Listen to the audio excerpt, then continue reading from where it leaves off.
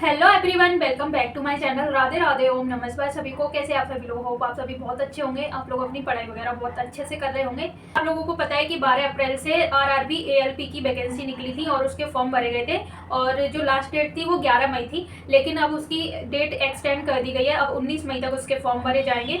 तो इसकी क्या एज लिमिट है और मतलब कौन कौन इसे भर सकता है, तो मैं इस वीडियो में आप लोगों को बता देती हूँ। तो आरआरबी एएलपी की जो वैकेंसी निकली है इसमें आईटीआई मांगी गई है, एनसीवीटी या एससीवीटी जिससे भी आप लोगों ने की हो तो आप लोग इस फॉर्म को भर सकते हैं। तो मैंने भी आईटीआई की है और पिछली बार जो फॉर्म भरे गए थे तो मैंने अपना फॉर्म फिल नहीं किया था क्योंकि मेरा आधार कार्ड करेक्शन होकर नहीं आया था। और जैसे एनटीपीसी ग्रुप डी वाला जो फॉर्म फिल किया उसमें भी प्रॉब्लम हुई थी, तो इसलिए फिर मैंने ये एएलपी का फॉर्म नहीं फिल किया। तो अब भाई से बोलूँगी तो वो फॉर्म भरेंगे और मैं कौन सा जॉन सेलेक्ट करूँगी वो भी आप लोगों को बता देती हूँ। जैसे आप लोगों ने फॉर्म भर दिया है तो कोई बात नहीं, और फॉर्म नहीं भरा है तो आप लोग 19 मई तक इस फॉर्म को भर सकते हैं। ठीक है, 19 मई तक इसकी लास्ट डेट है। तो एएलपी की जो वैकेंसी निकली थी वो इसके एप्लीकेशन स्टार्ट हुई थी 12 अप्रैल से और 11 मई तक इसके फॉर्म फिल हुए थे। ठीक है, अब वो डेट एक्सटेंड हो गई और 19 मई तक इसके फॉर्म भरे जाएंगे। तो आप लोग भर सकते हैं जिन्होंने भी फॉर्म नहीं भर पाया है। ठीक है, और पे एग्जाम फीस लास्ट डेट है 21 मई तक। ठीक है, और जो करेक्शन डेट रहेगी वो 22 से 31 मई तक रहेगी, लेकिन कोशिश करें कि पहली बार में ही अपना फॉर्म अच्छे से भरें। और जो वहाँ पे साइन करते हैं तो वो आप ब्लैक पेन से करें, ठीक है, रेड या ब्लू पेन से ना करें, क्योंकि आपका सीवीटी जब बंद होगा तो उसमें आपको आउट भी कर सकते हैं। मैं ये नहीं कह रही कि कर ही देंगे, कहीं कहीं ऐसा होता है कि मतलब एग्जाम नहीं देने देते हैं एक साइन की वजह से। तो आप लोग ब्लैक पेन से ही साइन करें, ठीक है, कोशिश करें ब्लैक पेन से ही करें, याद रखें। तो अब इसकी फीस के बारे में बात कर लेते हैं कि इसकी फीस कितनी लगेगी। तो एप्लीकेशन इसकी फीस है ओबीसी ईडब्ल्यूएस मेल के लिए 500 रुपये और एससी एसटी मेल के लिए 250 रुपये। ठीक है, और ऑल कैटेगरी फीमेल के लिए 250 रुपये है।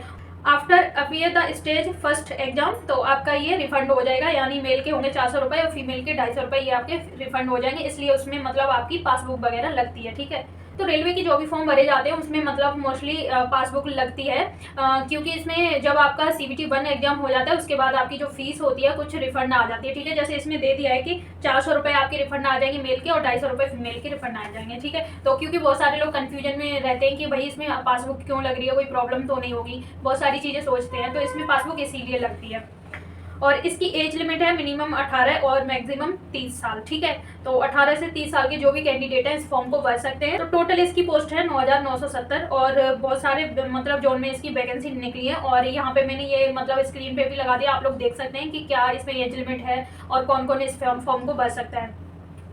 तो अब एजुकेशन क्वालिफिकेशन के बारे में बात करते हैं। तो देखो 10th matric with ITI from NCVT SCVT certificate आपका होना चाहिए इन, देखो, फिटर, इलेक्ट्रीशियन, इंस्ट्रूमेंट मैकेनिक और में भी दिया है जैसे BE BTech degree in mechanical electrical, ठीक है, और इलेक्ट्रॉनिक्स। ठीक है, तो आप लोग यहाँ स्क्रीन में देख सकते हैं, इसमें काफ़ी चीज़ें दी गई हैं। तो आप लोगों ने आईटीआई किस चीज़ से की है तो उस हिसाब से आप लोग अपना फॉर्म फिल कर सकते हैं। तो जॉन वाइज वैकेंसी, अब बहुत सारे जॉन में इसकी वैकेंसी निकली है, जैसे अहमदाबाद में 497 वैकेंसी, अजमेर में 679 और भोपाल में 46 ही हैं, भुवनेश्वर 928, चंडीगढ़ 433 और कोलकाता में भी निकली है, प्रयागराज में 508 और सिकंदराबाद में 967। तो ऐसे मतलब यहाँ पे मैं स्क्रीन में लगा दे रही हूँ, आप लोग देख सकते हैं। और जैसे अब बात करें कि भाई हम जॉन कौन सा सिलेक्ट करें। तो दोस्तों, आप लोगों ने जैसे दिल्ली पुलिस या यूपी पुलिस का पेपर दिया था और उसमें अब मतलब सिलेक्शन नहीं हुआ और अब ओवर एज हो गए, तो उनके लिए ये मतलब ग्रेट अपॉर्चुनिटी है। इसमें आप लोग फॉर्म फिल कर सकते हैं क्योंकि आज के टाइम में वैसे भी आईटीआई तो सभी लोग कर लेते हैं। ठीक है, आईटीआई कोई ज़्यादा बड़ी बात नहीं है। तो अगर आप लोगों ने आईटीआई की है तो इस फॉर्म को भरिए और अपनी तैयारी कीजिए। ठीक है, ये आपके लिए अच्छा अवसर है। तो जब भी कोई रेलवे की वैकेंसी आती है तो सबसे ज़्यादा प्रॉब्लम होती है जॉन सेलेक्ट करने में, भाई सबको प्रॉब्लम होती है। कभी कट ऑफ कहीं की कम जाती है, कभी कहीं की ज़्यादा जाती है। तो इस चीज़ के चलते बहुत सारे लोग फॉर्म को ना लेट से ही फिल करते हैं, ये देखते हैं, बहुत सारी वीडियो देख लेते हैं, बहुत सारे टीचर से सलाह लेते हैं और बहुत सारे लोग जो सिलेक्टेड होते हैं उनसे सलाह लेते हैं कि हम कौन सा जॉन सेलेक्ट करें, कौन सा जॉन सेफ है। तो इस चीज़ के चलते बहुत सारे लोगों के फॉर्म भी रह जाते हैं, फॉर्म भी नहीं भर पाते हैं। तो जॉन के चक्कर में सबसे ज़्यादा टेंशन इसमें यही होती है कि कौन सा जॉन सिलेक्ट करें। आपके नियरेस्ट जो भी जॉन है आप वही सिलेक्ट कर लीजिए। ठीक है, इधर उधर मत भागिए, आपको पढ़ाई भी करनी है और ये एग्जाम आपका स्टडी करने से ही क्लियर होगा।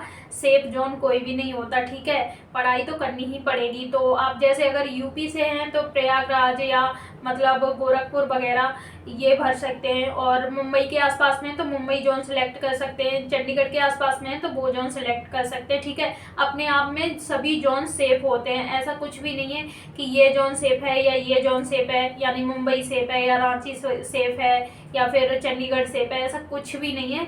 किसी भी जोन से आप लोग फॉर्म फिल करेंगे फिर भी आपको पढ़ाई करनी ही पड़ेगी। तो बेटर रहेगा कि आप अपने नियरेस्ट जोन सेलेक्ट करें। ऊपर वाले ने फिर से आपको एक मौका दिया है कि डेट एक्सटेंड कर दी। बहुत सारी ऐसी चीज़ें होती हैं कि बहुत लोग फॉर्म नहीं फिल कर पाते हैं, कभी साइन वगैरह के चलते या फोटो वगैरह अपलोड नहीं होता है, कभी कोई दिक्कत आ जाती है तो फॉर्म नहीं भरा जाता है। तो फिर से आपके लिए भाई डेट एक्सटेंड हो गई, तो आराम से आप अपना फॉर्म भरिए और उसके बाद आप लोग अपनी स्टडी करिए। तो मैं भी इस फॉर्म को अपना फिल करूंगी, और मैं कौन सा जोन सेलेक्ट करूंगी, हो सकता है तो मैं प्रयागराज या फिर गोरखपुर ऐसे यही जोन सेलेक्ट करूंगी। आप मेरे चैनल पे न्यू हैं तो सब्सक्राइब कर लीजिए, वीडियो को लाइक और शेयर कर दीजिए। तो जैसे आप लोग एनटीपीसी ग्रुप डी या यूपीएससी वगैरह की तैयारी कर रहे हैं तो मेरे साथ कर सकते हैं। और मैंने अपनी स्टडी अभी से स्टार्ट की है, तो 1 महीने का भी मैंने टारगेट लिया है।